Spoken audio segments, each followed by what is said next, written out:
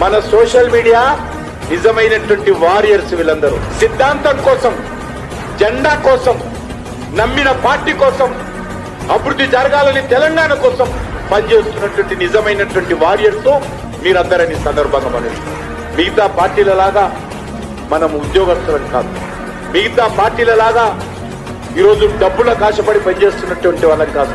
ప్రజల కోసం పోరాటం చేస్తాము, అవసరమైతే పార్టీ కోసం త్యాగాలు చేస్తామనేటువంటి ఆలోచనతో ఉంచుకొచ్చినటువంటి social media Bharatiya Janata party social media.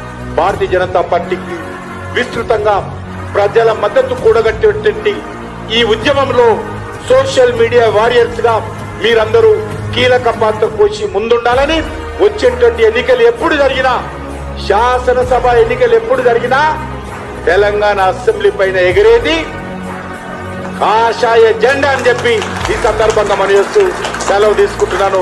Bharat మాతాకి, భారత్ మాతాకి వందే వందే వందే. భారతీయ జనతా పార్టీ.